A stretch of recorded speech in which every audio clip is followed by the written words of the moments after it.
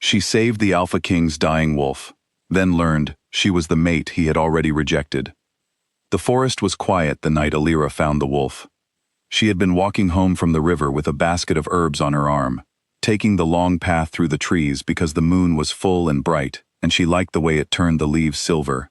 That was when she heard it, a low, broken sound, half growl and half whimper, coming from somewhere near the fallen oak. She almost turned back. Living alone at the edge of wolf territory had taught her to respect the boundary between her world and theirs. But the sound came again, weaker this time, and something in her chest would not let her walk away. She found him lying on his side in a bed of crushed ferns. He was enormous, a wolf the size of a small horse, with fur so black it seemed to drink in the moonlight instead of reflect it. Blood soaked the ground beneath him. When she knelt closer, she saw the wound in his side, an ugly, blackened tear that no ordinary injury could leave behind. Silver. Someone had shot him with silver, and it was poisoning him from the inside. Elira had spent her whole life learning how to heal. Her mother had taught her which plants closed wounds, and which drew out poison, and her grandmother before that. She had never treated a wolf, let alone one this large. But pain was pain, and dying was dying, no matter what shape it wore. "Stay still," she whispered, though she doubted he understood her. "I'm going to help you." The wolf's eyes, a deep and startling gold, found hers. He did not attack, he did not run. He simply watched her, breathing hard, as if he had already decided that whatever she did next, he would allow it. She worked through the night. She used her bare hands to dig the silver fragments from his side, ignoring the burn against her own skin, because leaving it in would kill him faster than taking it out. She pressed poultices of yarrow and crushed comfrey root against the wound, and bound it with strips of her own shawl. By the time the sky began to lighten, her hands were raw and trembling, but the wolf was still breathing. She did not have the strength to carry him, so she stayed beside him instead, feeding the fire she had built, dozing only in short stretches, waking each time his breathing changed. On the third night, his breathing finally settled into something steady and deep. She allowed herself to sleep properly for the first time in days. When she woke, there was a man where the wolf had been. He was sitting up against the fallen oak, wrapped loosely in her second shawl, watching her with the same gold eyes. He was broad-shouldered and dark-haired, with the kind of stillness that made her think of mountains, something that had been standing a very long time, and did not plan on moving unless it chose to. The bandage at his side was dark with old blood, but the wound beneath it, when she checked, was closing. "You saved me," he said. His voice was low and rough, as if he hadn't used it in a long time. "I did what anyone would do," she said, though she suspected that wasn't true at all. He studied her for a long moment. Not anyone. Not for a wolf they've never met, bleeding out in their woods. He paused. "What's your name?" "Elira." "Elira." He said it slowly, as though testing the shape of it. "I'm Kael." He did not tell her he was a king. He did not tell her that 3 days ago his own betas, men he had trusted since childhood, had turned on him in a bid to take his throne, or that they had left him for dead in these woods, believing the silver would finish what their blades had started. He only said he was a wandering wolf who had run into trouble, and something about the careful way he said it told her there was more beneath the words. She did not push. She had learned, in her quiet life, that people healed at their own pace, and so did wolves. He stayed with her while his wound closed the rest of the way. It should have taken him only a day or two. Wolves healed fast, but he lingered longer than necessary, and neither of them mentioned it. She discovered he was terrible at being still. He paced her small cabin like a bear in too small a den, picked up her herbs and asked what they were for, and complained, only half joking, that her tea tasted like boiled grass. She discovered he had an unexpectedly dry sense of humor, delivered so flatly she sometimes missed the joke, until a full minute later, at which point she would burst out laughing, and he would look pleased with himself, in a way that seemed almost boyish for someone with such tired eyes. He discovered that she hummed while she worked, always the same 3 notes over and over, and that she talked to her herbs as if they were old friends. He discovered that she was fearless around blood and terrified of thunderstorms, and that she kept a small drawing of her mother, long past, tucked into the frame of her window. Neither of them spoke of what was growing between them, but it was there, in the way the air seemed to hum whenever they stood close, in the way his gaze would catch on her hands, her mouth, the curve of her neck, and linger a beat too long before he looked away. She felt it too, a pull she could not explain, something old and certain settling low in her chest whenever he was near. On the 6th day, the search party found them.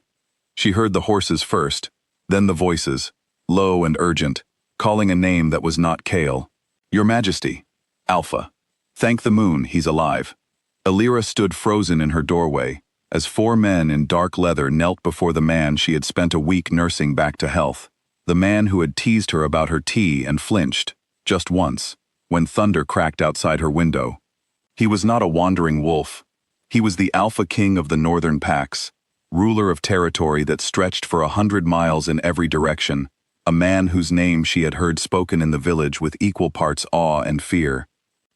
"You could have told me," she said quietly, once the betas had stepped back to give them a moment. "I know," Kael said.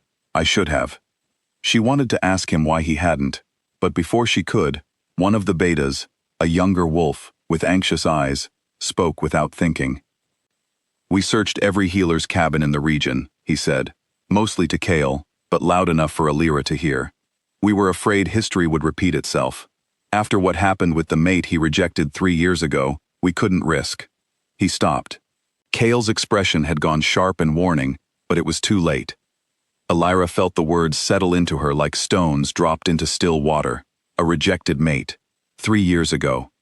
And beneath that thought, unbidden, rose a memory she had buried so deep she had almost convinced herself it belonged to someone else. A ceremony beneath a full moon, 3 years past, when she had been young and hopeful, and had felt, for one impossible moment, a bond snap into place between herself and a stranger, across a crowded gathering, only to watch him turn away without a single word, as though she were nothing at all. She had never learned his name. She had told herself it did not matter. She had built a quiet life, far from packs and thrones and bonds, that could be undone with a single look. She looked at Kael now, at his gold eyes, and felt the same pull she had felt that night, the same certainty she had spent 3 years trying to forget. "It was you," she said. Kael did not deny it. His shoulders dropped, and for the first time since she had met him, he looked less like a king and more like a man carrying something too heavy to hold any longer. "I didn't know," he said. "Elira, I swear to you. I didn't know it was you until this moment. That night, I saw a healer's daughter, a stranger, and I felt the bond form, and I panicked. We were at war with 3 packs at once. Mates get used against alphas. I told myself that letting you go was protecting you. I told myself I was being strong." His voice cracked slightly. "I have felt that bond every day for 3 years, like a wound that never closed, and I told myself it was nothing. I told myself I imagined it." "You let me believe I meant nothing," Elira said, and her voice shook now, 3 years of buried hurt finally finding air. "I spent months wondering what was wrong with me, why the goddess would bind me to someone who couldn't even look at me." "There was nothing wrong with you," Kael said. "There was everything wrong with me." She did not forgive him in that moment. She could not. She turned and walked back into her cabin, needing space to breathe, needing time to separate the man who had teased her about tea from the king who had once turned his back on her without a second glance. Kael did not follow her inside. He waited outside her door for the rest of the day, and the next, refusing food, refusing his betas urging to return to his court and deal with the aftermath of the coup. When she finally opened the door on the 3rd evening, he was still there, sitting against the frame, looking as though he had aged years in 3 days. "I'm not asking you to forgive me," he said before she could speak. "I know I don't deserve that yet, but I am asking you to let me try to be worth it. Not because you're my mate, because you are the only person who has ever cared for me without wanting anything from me in return, and I am not willing to let that go a second time." Elira studied him for a long moment. She thought of the wolf bleeding in the ferns, and the man who made terrible jokes about her tea, and the king who had once broken something in her without even knowing her name. All 3 were the same person, and somehow, impossibly, she found she did not want to let any version of him disappear from her life. "You hurt me," she said. "Not just the rejection, the not knowing. 3 years of thinking I imagined something that never mattered to anyone but me. I know, he said. I will spend as long as it takes making up for that. I won't ask you to trust me right away. I'll just keep showing up, the way you did for me, until you believe it. It was not an apology that erased 3 years of hurt in a single sentence. It was not a fairy tale ending arriving all at once, but it was honest, and it was a beginning.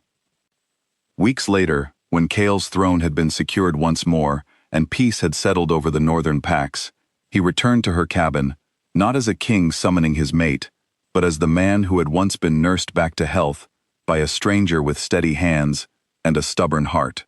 He asked her, in front of no one but the trees and the moon, if she would allow the bond between them to be completed properly this time, openly, without shame or fear standing in the way. Elira thought of the 3 years she had spent believing she was unwanted, and the 6 days she had spent discovering the man beneath the crown. She thought of the choice in front of her now, not fate deciding for her, but her own heart deciding for itself. Yes, she said, but only because you earned it, not because the goddess said so.